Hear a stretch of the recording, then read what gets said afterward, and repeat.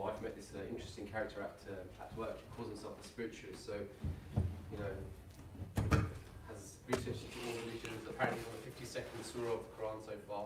And then he started saying things, and I was like, you know, I said to my wife, obviously I'm not there, so I was like, you should have said this, you should have said that. You should have come to the Aqidah lesson. You should have been.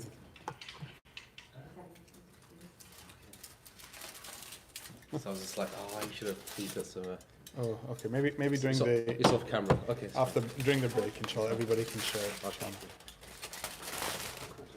If you keep it there, it's not going to make it to the break, and you're not going to have a lesson either. So maybe it could be kept off site, and then we can bring it back, inshallah. Thank you. Otherwise, every time I look at it, I'm going to think, cakes. Jazakumullah khair, thank you. And he was saying things like, you know, it mentions stars in the Quran everywhere. Why don't you believe in horoscopes and all this kind of stuff? And so many contradicting things. I felt like, you know, I was like, well, you're supposed to say this, and he's contradicting himself there, etc. And trying to explain to my wife, and she's like, oh, right. I was like, oh, whatever. Doesn't matter. Good. Who says we don't believe in horoscopes? We just don't follow them.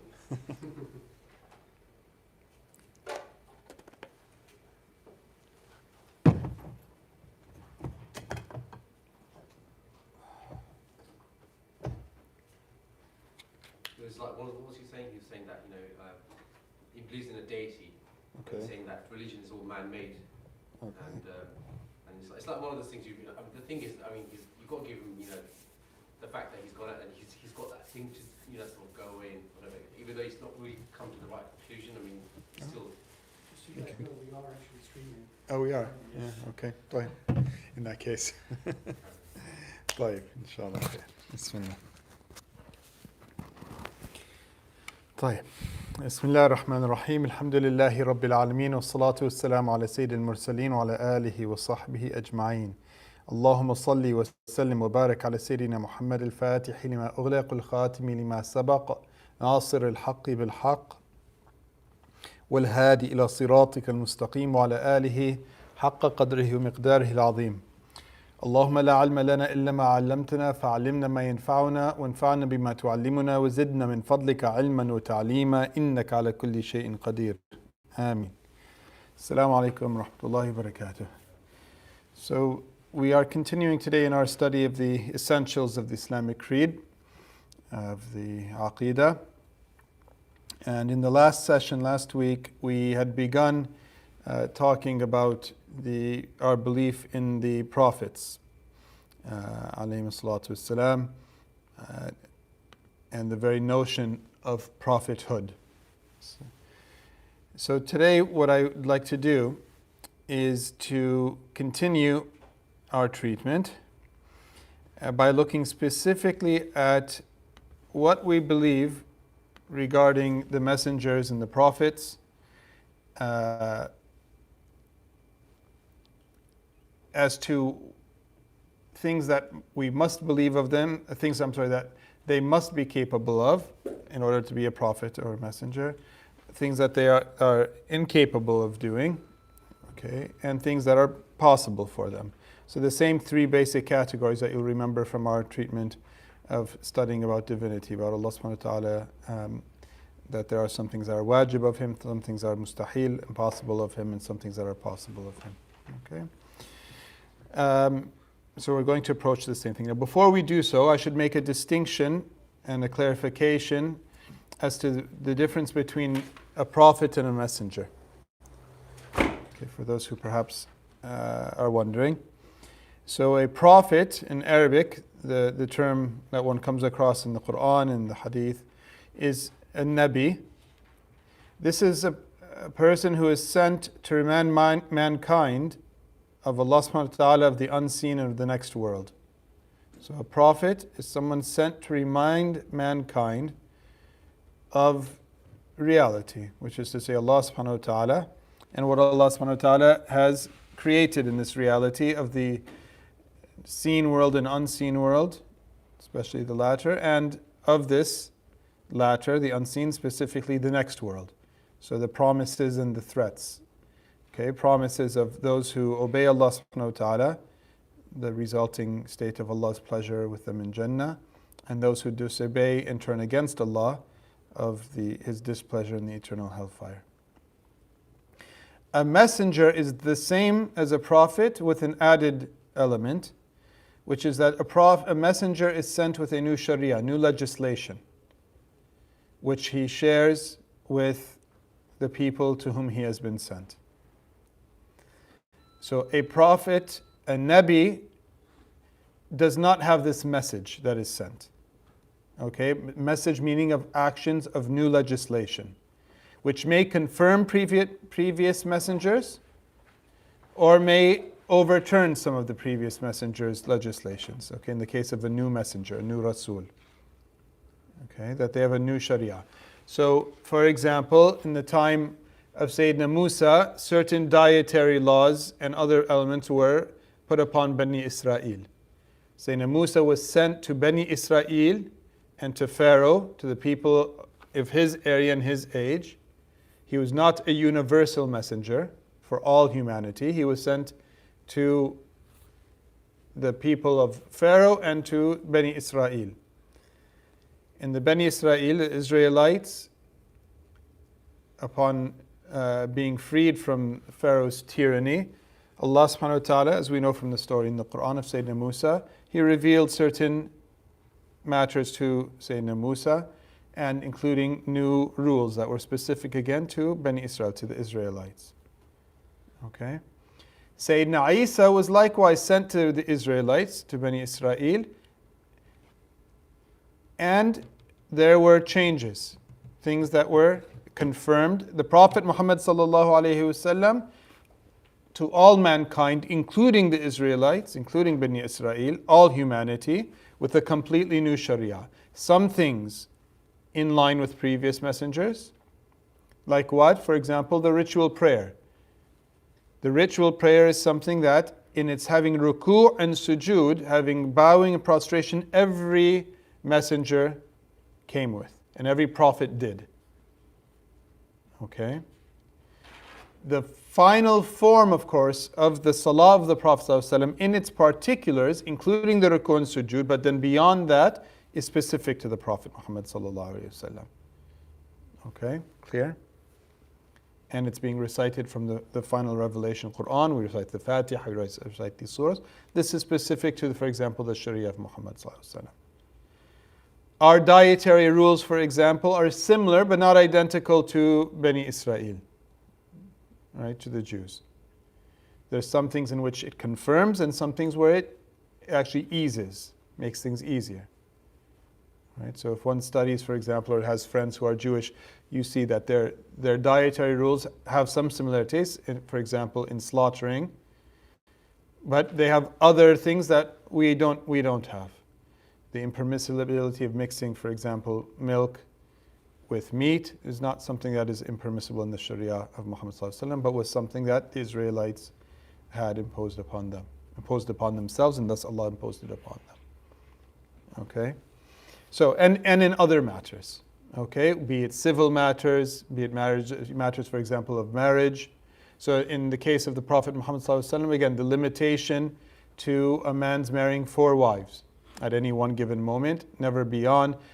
Rules as to divorce, of not being able to leave a woman hung, neither married nor unmarried, effectively with the way he's treated. All of these things were things the Prophet ﷺ came with. Okay, clear? So it's this distinction. So the message of Tawheed, every Nabi, let's put it this way. If you had a big circle, it's Prophet, Nabi.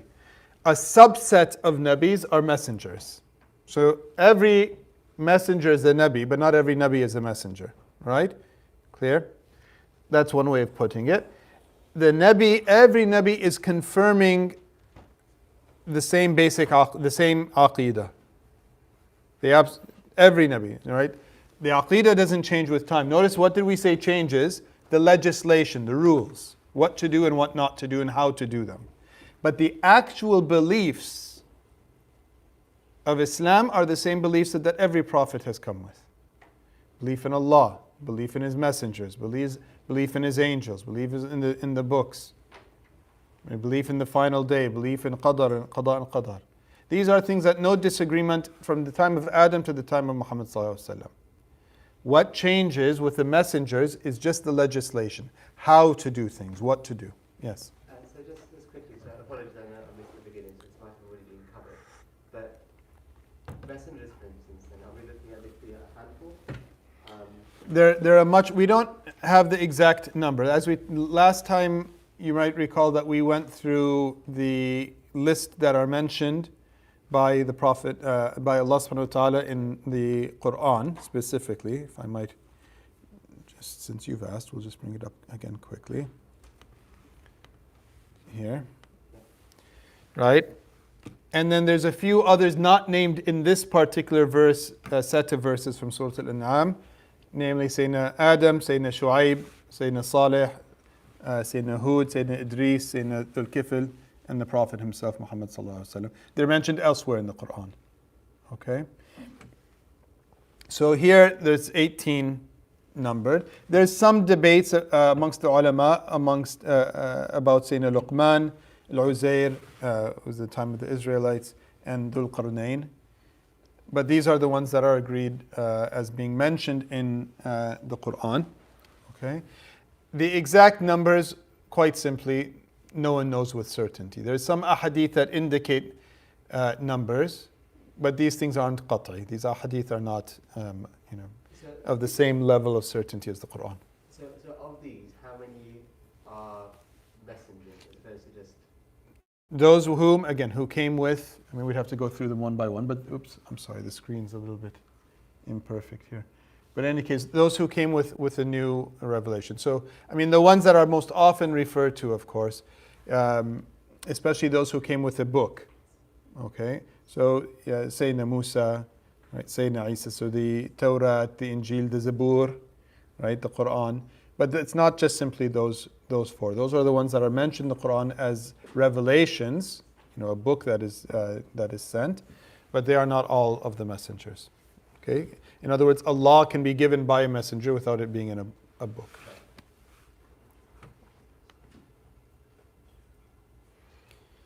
طيب. So,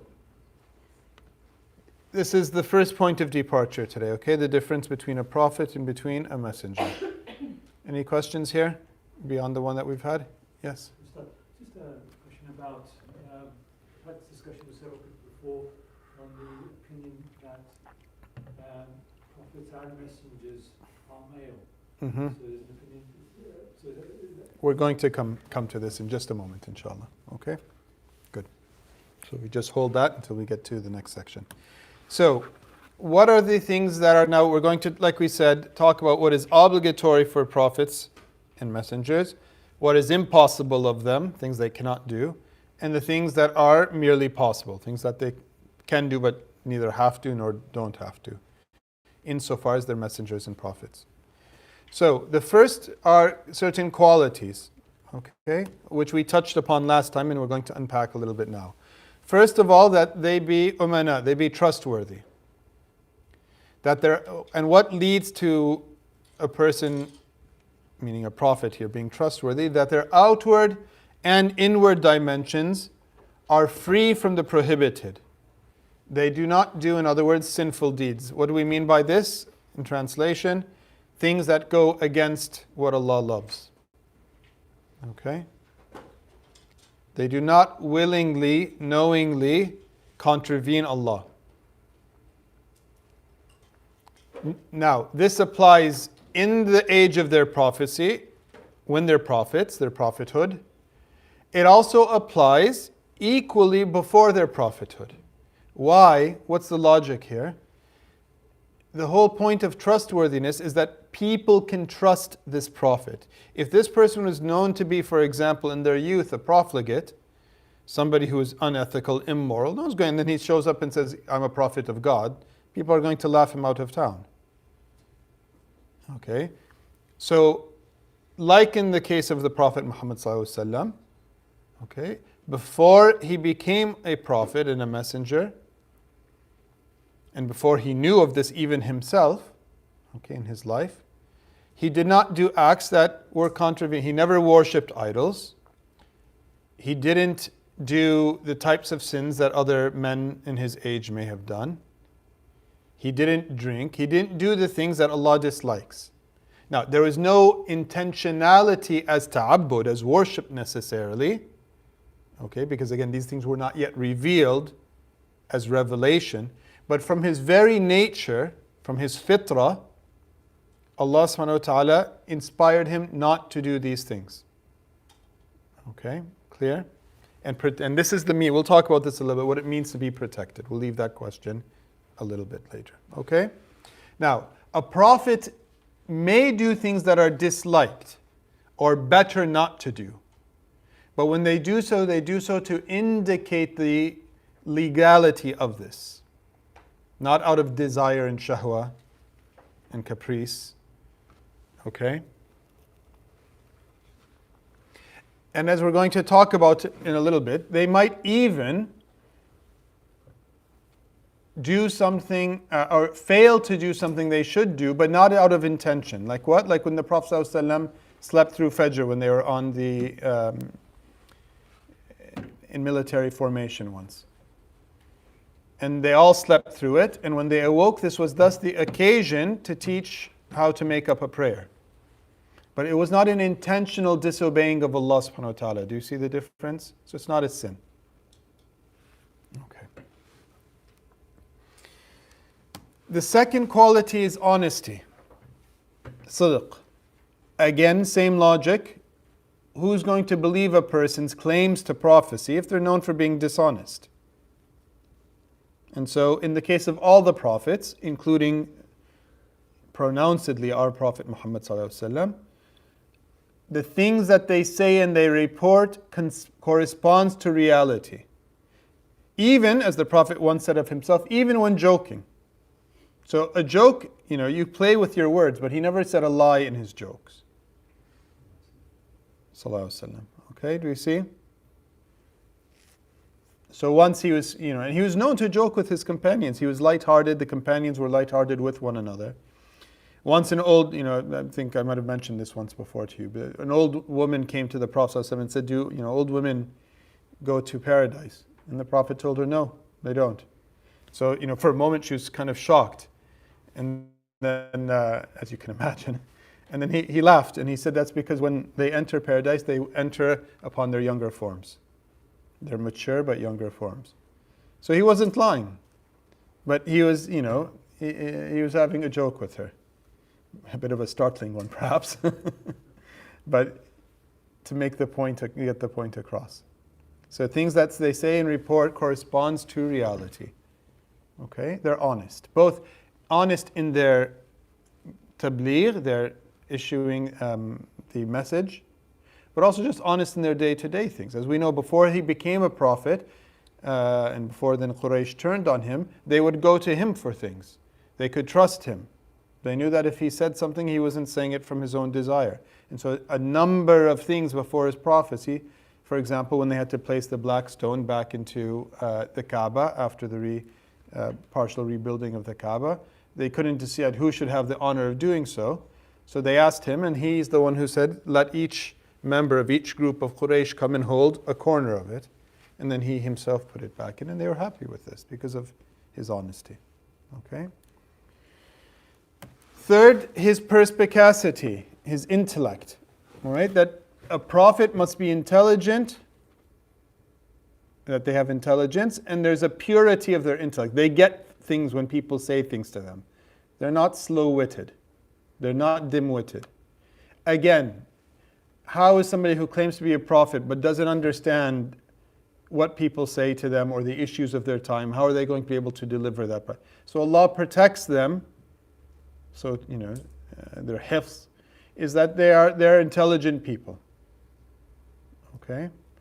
And they have knowledge of the ways of false claims to distinguish them from true claims. And in other words, you can't pull a fast one on a prophet. Okay? And the fourth of the obligatory qualities of a prophet is that they convey the message fully and truthfully. Again, somebody was truthful and they were honest and they were people that but they hid part of the message. Well, who's going to trust them then?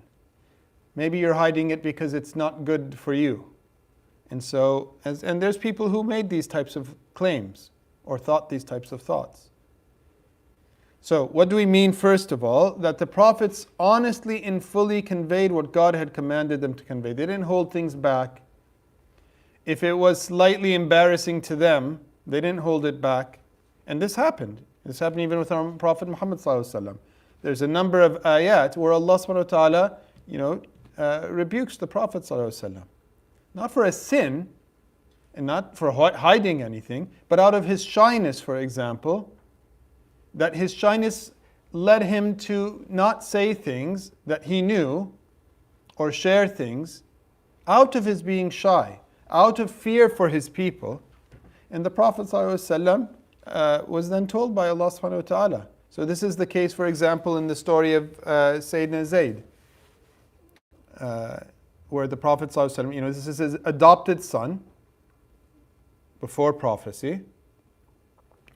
And of course, as I'm sure many of you are aware, in the time of the Arabs, at the time of the Prophet ﷺ, an adopted son was treated and deemed like a biological son. Meaning, if he married a woman, this is the shahid here, this is the point, that the father would no longer marry, could never, if the adopted son married a woman and then divorced, that woman could not be married by the father who had adopted him, just like in biological cases. Okay? Allah subhanahu wa ta'ala revealed through this instance that an adopted son is not treated in this regard like a real son. Alright, so Sayyidatuna Zainab, the wife of Zayd, Allah subhanahu wa ta'ala rebuked the Prophet from being shy from showing his intention of marrying her after she had been divorced. So when Zayd came to her, the Prophet ﷺ, indicating they were having problems, him and Zainab, and the Prophet ﷺ knew what was to come from this. Nonetheless, he, out of his shyness and shyness from his people, lest they say, look, he's marrying the wife of his own son, he told them to sort things out, for him to take her back and for them to reconcile. Allah subhanahu wa ta'ala thus revealed the verse that Muhammad is not the father of any of your men, i.e. Zayd is not his son. And he mentions, Sayyidina Zayd is mentioned by Allah explicitly, his name. Okay, now had the Prophet been not a prophet in the sense of this conveying, he could have hid this. This is embarrassing. This is an embarrassing point that Allah subhanahu wa ta'ala is saying, you know what is to come, and you should not have a shyness for marrying her after they divorced. We know the same story with Abasa wa Tawalla. The story where the very first verse, that he frowned and he turned away. And Allah, according to the majority of Mufassirun, the Prophet ﷺ was so concerned with trying to convert at that moment some of the notables of Quraysh, that when a common person came and was asking him a question, he didn't say anything to him, but he was so focused on a certain group because of the good it would do, not because he wants the prestige of having rich followers or people of position, but because in tribal societies, if the leaders convert, the rest of the people then go along with this. So this poor man came to him, and the Prophet just simply frowned and turned away, going back to what he was trying to do. And Allah rebuked him. Now, had he not been a messenger, had this not been true revelation, he can hide this verse. Why say it at all? In other words, if he's making this up, why reveal something that goes and shows you in a bad light? Okay, so they convey the message fully and honestly. And this includes warning about the perils of the next world due to turning away from God and giving glad tidings regarding the good to everyone, to the close and to the far, to the relative and non-relative, to whomever Allah has commanded that messenger or that prophet to convey to. Okay, clear? Now, these are the 4 basic conditions, of prophecy. So if we just review them quickly. that the person be trustworthy, they be honest, they have perspicacity, and that they fully convey the message. These are obligatory for a messenger. There are two further conditions, okay, but which are in a sense less essential, but they are nonetheless conditions, according to the majority of the ulama. The first, that the prophets, and this is the response to the question a moment ago, that the prophets be male. Especially in the times that we're speaking about, leadership was a male quality. This is not to say that there had not been at certain times in history, as we know from the Quran itself, female leaders. But in many societies, in many communities, they would not respect the leadership of a woman. And it just wasn't the done thing, let's put it that way. Okay, again, there are exceptions to this rule, but we're speaking historically as a whole. And so the condition, and this is something that's borne out by the names of the messengers, okay, if one wants to look at it empirically, so to speak, was that they are male. So regarding Sayyidatna Maryam, the belief is not that she was, even though that she had a form of revelation to her. Revelation meaning what? Things were said to her not through mankind and not through normal causes and effect. We know that an angel came to her, gave her the glad tidings of Sayyidina Isa. And she said, how can it be when no man hath touched me and I'm not a woman of ill deed, that this is Allah's decreed. Okay? But that she was a Siddiqah, not a prophet. You know, she was of the highest ranks of spiritual ranks of human beings, like Sayyidina Abu Bakr, like others who've come through history, in our own age included, but not a prophet. Okay? And thus those further four conditions we talked about before do not apply. Sayyidatna Musa, the mother of Sayyidina Musa. Okay, the Quran says that again, that there was a wahi, a revelation to her about putting Musa into the basket, that this should be understood as the term wahi is used elsewhere in the Quran, for example, to animals, to bees, as inspiration, not as revelation of a message. The term wahi, we often hear and we think revelation. And yes, that's correct. But that's a narrower, a subset aspect of wahi. Okay, we know, for example, with the stories of the ants, that they were, when they saw the coming of the Prophet and they were going to be stamped upon. And so they were inspired. The term used, again, in some of these cases, is wahi. And the ulama talk about this. So in other words, wahi, in its broader meaning, is inspiration from the divine, direct, to do something or not to do something. When the spider was inspired to close off the cave of the Prophet to Sayyidina Abu Bakr, okay, the speed and the way in which this is done is not normal.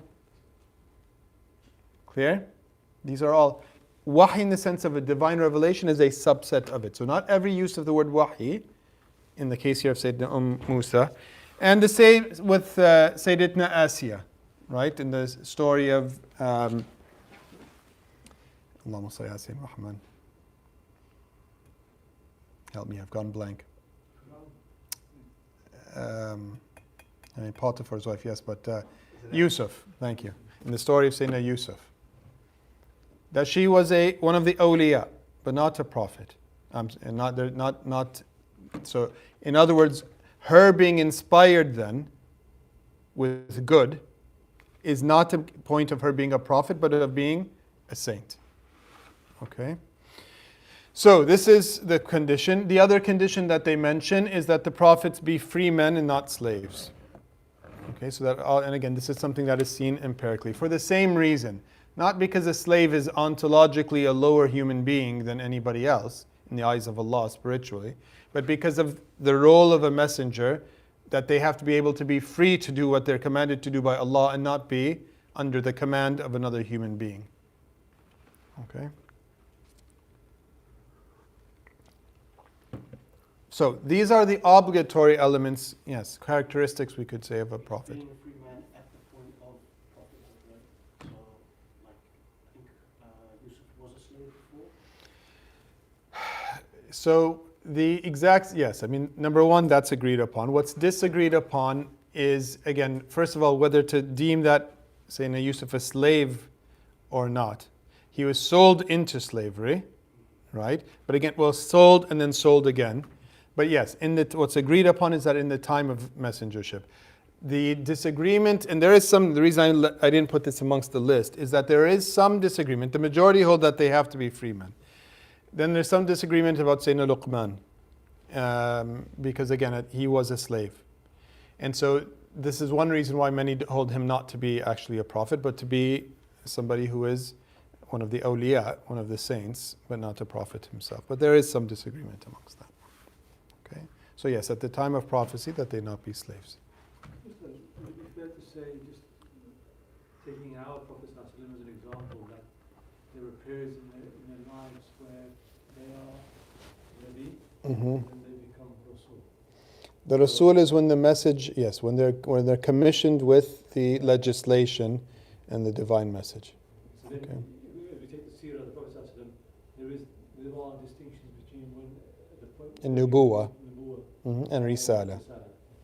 And the command of Risala, of course, is one that is.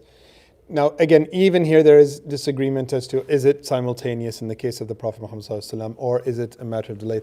Why? Because the command to share this with people is something that, again, is different with different prophets. Some of them were only sent to their tribes, some to only their families, some sent to much wider array of people.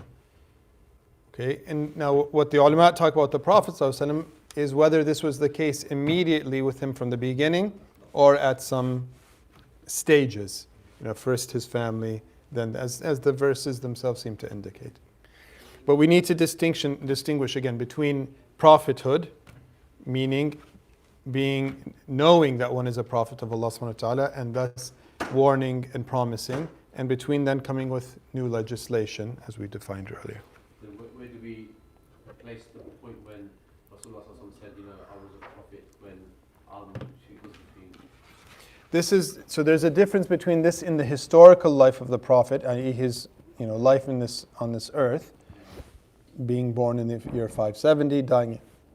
And then the ahadith that indicate that the haqiqah of Muhammad, the truth of the Prophet Muhammad ﷺ, like the truth, the spiritual truth of every human being, where Allah subhanahu wa ta'ala says, for example, in the Quran, that there was a time when every spirit was addressed by the Prophet, the day of Alastu bi Rabbikum. Okay? That in one of the hadiths said that the Prophet ﷺ was the first to respond to that Alast, and this is a reflection of his superiority as a prophet, which we're going to talk about a little bit later. Okay? But the fact is that, again, all of the souls of mankind are known to Allah subhanahu wa ta'ala before their embodiment in this world. And Muhammad sallallahu alaihi wasallam was a prophet with Allah subhanahu wa ta'ala. Okay? And the haqiqah of his message, okay, La ilaha illallah Muhammad Rasulullah, as khatm al-nubuwah, was, again, as the Prophet said, I was a prophet before, while Adam was still between spirit and between clay. Okay, thus showing that, again, this is why in another hadith, again, some of these hadith are debated as to their interpretation or their degree of their sahha, but that when Adam was created, that what he saw over the arsh was La ilaha illallah Muhammad Rasulullah. Okay, why? Because this is the perfection and the finality of the message of Islam, which is the message of every single prophet, as we said. So this is the fullness, and this is why in its fullness in its fullness, it was reflected as Sayyidina Adam saw. Okay, but in historical dunyawi terms, no, the Prophet ﷺ, again, did not know. And again, as we're all famous with the we're all familiar with the seer of the Prophet. When the revelation first became, he was shaken by it. His wife Sayyidatuna Khadija consoled him. They consulted with her cousin. Okay, so this is the difference between the two. Yes. Assalamu alaikum. Wa alaikum assalam. Maybe we'll leave it after this. Talal, just a question as it relates to. Just as it relates to when the Prophet is in the phase of Nabi and Rasul, because at that point, I think some of the scholars talk about the fitra, the people of fitra, as in them having not received the message. The message, exactly. And them being kind of And thus overlooked their, yeah. Yes. I just wondered if there was a distinction that we have to understand in Aqidah that how do we hold people like that, and equally today, if people are not conveying the message of Islam truthfully, are they accountable for? Imam al-Ghazali, that particular question, Imam al-Ghazali held specifically that anyone who did not hear the message, including in the time of the Prophet Muhammad sallallahu alaihi wasallam, like our own time, or only heard a distorted version, meaning they never heard the message. They never heard about Muhammad sallallahu alaihi wasallam as who he really is. They only heard what Fox News says, for example, that they are likewise deemed to be from the Ahl al-Fatra. This is Imam Ghazali. Now this is not an agreed upon, universally agreed upon position, but it is an acceptable position. But we'll stop here so the salah can be prepared, and inshallah we'll continue after the prayer. وصلى الله وبارك على سيدنا محمد وعلى آله وصحبه